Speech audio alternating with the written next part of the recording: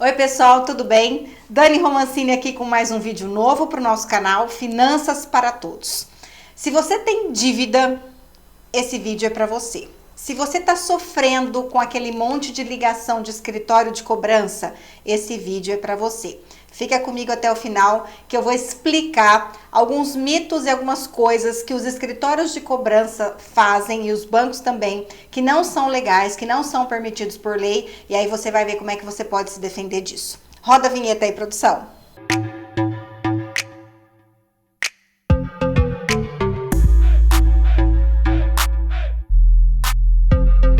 Se você tem dívida, provavelmente você está sofrendo com aquelas ligações inconvenientes, insistentes de alguns escritórios de cobrança. Nós aqui do Dani Romancini Consultoria nós temos uma área específica aqui do nosso escritório que cuida de renegociação de dívidas. Então, às vezes, por falta de orientação, por falta de conhecimento, muitas pessoas chegam até a gente dizendo que tem uma dívida, que já tentaram conversar com o gerente, que já tentaram negociar e não conseguem, né? Ou às vezes até fazem acordos impossíveis de serem pagos e às vezes aceitam algumas cláusulas absurdas, justamente por falta de conhecimento, tá? Então, assim, eu separei aqui 7 mitos sobre cobrança, sobre dívidas, para explicar para vocês, que são as perguntas que a gente mais recebe, né, das pessoas que nos procuram aqui. Então, vamos lá. Primeiro mito, tá? Se você não pagar, o banco vai penhorar todos os seus bens. Isso é uma pergunta que eu recebo muito. Ah, mas o banco pode penhorar? Ah, mas o banco pode penhorar? Gente, tudo depende do contrato que você assinou com o banco, tá? Mas normalmente existem algumas dívidas onde não é possível fazer a penhora de bens. Por exemplo, dívidas de cheque especial, dívidas de cartão de crédito e dívidas de crédito consignado, tá? Na maioria das vezes, o banco não penhora nada, tá? O banco penhora quando foi colocado algum bem em garantia. Por exemplo, você fez um financiamento aí do seu veículo, tá? E aí você deixou de pagar, geralmente, a terceira ou quarta parcela, a financiadora aí do seu veículo, ela entra com um processo de busca e apreensão do veículo. Ela quer receber a dívida, então assim, ou você paga, ou a gente vai aí e pega o bem, porque o bem fica alienado, ou seja, o bem é a garantia daquela dívida. Então você concordou no ato da compra de que, se você não pagar, o banco vem e pega o carro de volta. E assim com casa, e assim com financiamentos, dívidas que envolvem uma garantia, tá? Não necessariamente, talvez a compra do veículo, por exemplo. Às vezes você levantou um crédito no banco e o banco pediu uma garantia. E aí você tem lá, sei lá, um terreno, e aí você colocou esse terreno como garantia. Se você não pagar esse empréstimo, o banco vai lá e pega o bem de volta, né? Pega o bem que você colocou como garantia, tá bom? Mas existem algumas dívidas que não é comum fazer isso, que são essas que eu falei: cheque especial, cartão de crédito e o crédito consignado. Mito número 2, ou a pergunta, né, que a gente mais recebe: se o devedor morrer, falecer, quem é que paga essa conta? Essa é uma dúvida até da minha mãe, né? Às vezes ela vai no banco e ela tem vontade, às vezes, né, de pegar algum crédito, alguma coisa assim. O banco oferece muito isso para ela também. Às vezes para reformar a casa, às vezes para fazer alguma coisa diferente, para colocar aparelho auditivo, que ela usa aparelho auditivo. E aí ela fica assim: eu não quero deixar dívida para você e pro seu irmão, eu não quero deixar dívida para você e pro seu irmão. Existem alguns contratos onde essa cláusula de continuidade, de responsabilidade de pagamento está sendo colocada, tá? Mas se não estiver claro no contrato de que, olha, se o devedor principal falecer, existe um devedor solidário. E quem são os devedores solidários? Pode ser um avalista, podem ser os filhos, podem ser, enfim, né, o cônjuge. Quando não há essa cláusula clara no contrato, não há como você responsabilizar outras pessoas pelo pagamento da sua dívida, tá? E existem também algumas modalidades de seguro que você faz no empréstimo, que caso você venha a falecer, aquela dívida é imediatamente quitada, tá? Então, tudo diz muito no ato que você está fazendo o empréstimo ou financiamento no banco. Por mais complicado que seja, dificilmente né? Pelo menos eu nunca conheci alguém que tenha lido o contrato no ato da assinatura. Então fique atento, né, ao documento que você está assinando, porque se você concorda, mesmo que você não tenha lido, mas se você concorda com aquilo que o banco está impondo para você e você assina, né, você está concordando com aquelas cláusulas. Então, para que o banco possa cobrar, né, seus filhos ou outras pessoas que sejam devedores solidários da sua dívida, tem que estar constando no contrato. Pergunta número 3 que a gente mais recebe aqui: se a dívida caduca com 5 anos. Gente, eu até já falei sobre isso, tá? A dívida, ela não caduca. O que caduca é a restrição. Se você tá com o seu nome sujo, o seu nome fica sujo durante 5 anos, tá? Data de hoje, se você aparecer a pontuar uma restrição no seu nome hoje e você não efetuar um acordo, um pagamento dessa dívida, ela vai ficar protestada, negativada, né, nos órgãos de proteção ao crédito, SPC, Serasa, durante 5 anos, tá? Beleza, passou os 5 anos, você não conseguiu pagar, mesmo assim, a restrição desaparece. Tá? A restrição desaparece, mas a dívida continua. Então, se você deve no banco, se você deve em outros lugares para outro tipo de empresa, né? Essa dívida, ela continua. O que acontece e ela pode ainda ser cobrada durante 20 anos. Tá? Por 20 anos, a empresa pode cobrar essa dívida de você. Não mais com restrição no seu nome, não mais através de protesto e negativação, mas ela pode continuar cobrando. Isso acontece muito assim, olha, se você ficou devendo no banco, por exemplo, sei lá, um cheque especial. E aí o banco entrou com negativou seu nome, sujou seu nome e aí ficou 5 anos lá.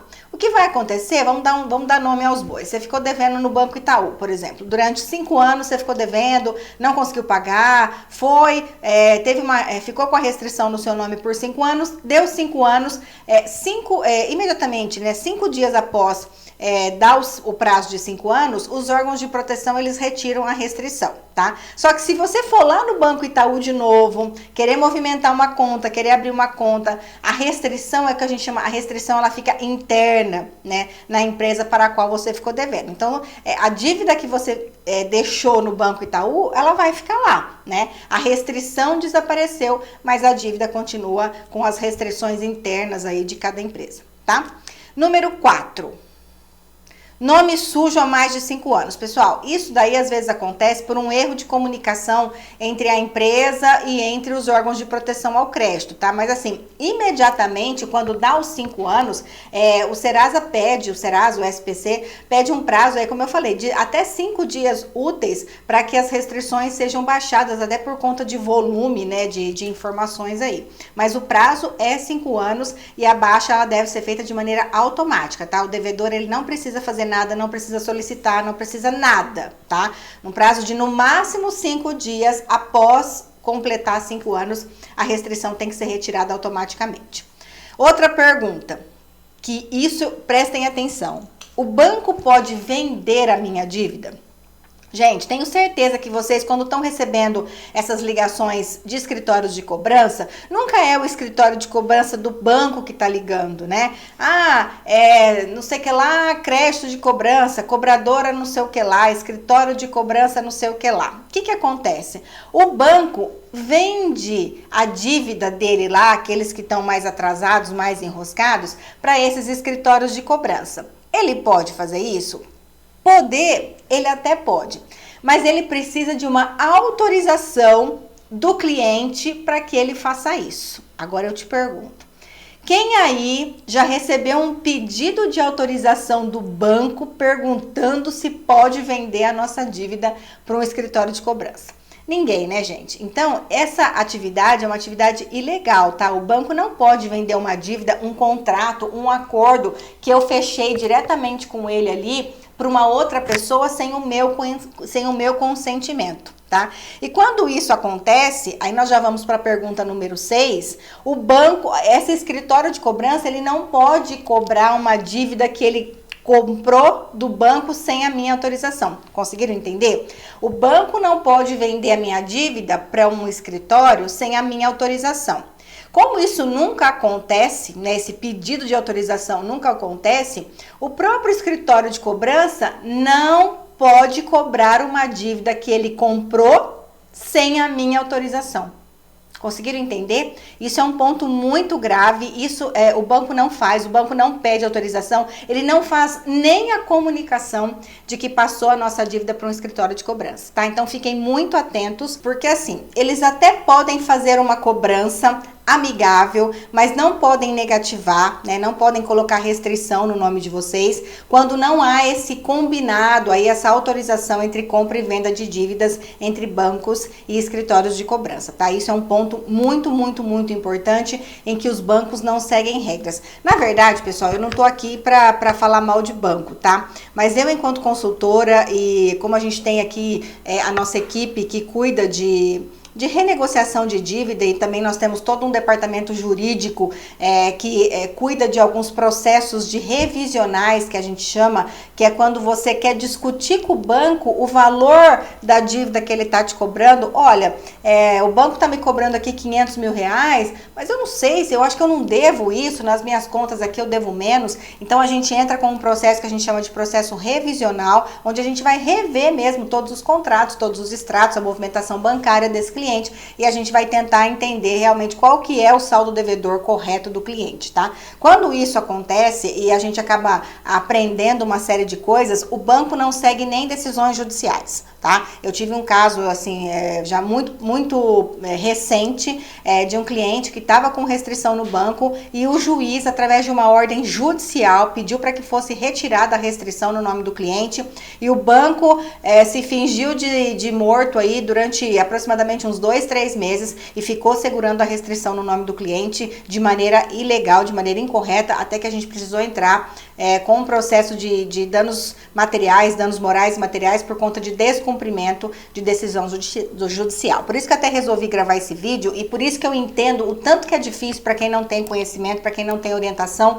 fazer uma renegociação bancária, porque assim, quais são de fato os meus direitos? Né? Até onde eu posso ir? Até onde eu sou obrigada a aceitar as normas de renegociação do banco, tá? Então fiquem ligadinhos. E a última pergunta que a gente recebe muito aqui é quando a gente faz acordo, se a restrição no nome ela vai sair só no final do acordo. Gente, outro ponto muito, muito, muito importante que muita gente não sabe. A partir do momento que eu faço um acordo, se você entrar no site do Serasa, por exemplo, lá, Serasa Limpa Nome, o próprio Serasa, ele oferece condições de você mesmo, sozinha, verificar ali as suas dívidas e você tentar fazer um acordo diretamente através da internet. Ali você escolhe em quantas vezes você quer parcelar, enfim, já gera o seu boleto e tal. E aí, a partir do momento que você aceita, e aí não só na internet, mas se você for no seu banco, se você negociar com a operadora de cartão de crédito, enfim, a partir do momento que você faz uma renegociação, você está assumindo uma nova dívida. Aquela dívida tua que estava atrasada e tal, ela morre, né? E aí, a partir do momento, você e o seu credor, seja o banco, seja a administradora do cartão, vocês assumem um novo compromisso. Olha, esquece aquilo lá, então tá, eu fiquei devendo 2 parcelas, eu renegociei, ou seja, eu ajustei as condições desse financiamento, desse empréstimo, e vou começar de novo. Então, a partir do momento que você faz uma renegociação, se a sua dívida antiga te gerou uma restrição no seu nome, essa restrição ela tem que ser eliminada, porque vocês assumiram um novo compromisso em relação a uma dívida existente já, mas é um novo compromisso, tá? Então, as restrições, elas têm que sair. Aí, caso você não cumpra o acordo, né, da renegociação, aí pode voltar a restrição, mas aí a restrição da dívida nova. Tá? Então fiquem muito atentos quando vocês fizerem uma renegociação que envolva uma restrição no nome do devedor. Essa restrição ela precisa ser retirada, e porque vocês fizeram um novo acordo, uma nova dívida. E aí, caso vocês não cumpram essa nova dívida, e aí podem sim voltar às restrições. Gente, espero ter colaborado com vocês com relação a esses mitos, e são realmente muito importantes e fazem a diferença na hora de você realmente tá ciente dos seus direitos na hora que você for conversar com o seu gerente, ou até mesmo por telefone com aquelas benditas centrais de cobrança, tá? Então, a partir de agora, encaminha esse vídeo aí para quem você sabe que está sofrendo com essas ligações de escritório, não sabe o que fazer, não sabe como responder. E se na pior das hipóteses você precisar de uma ajudinha, não está conseguindo resolver a sua dívida sozinha, entre em contato com a gente, que a gente tem uma equipe especializada que pode tomar conta desse problema para você, tá? Então é isso, pessoal. Muito obrigada por ter ficado até aqui. Se você ainda não se inscreveu no nosso canal, se inscreva, ativa o sininho das notificações para você não perder nada do que rola por aqui. E eu espero você no próximo vídeo.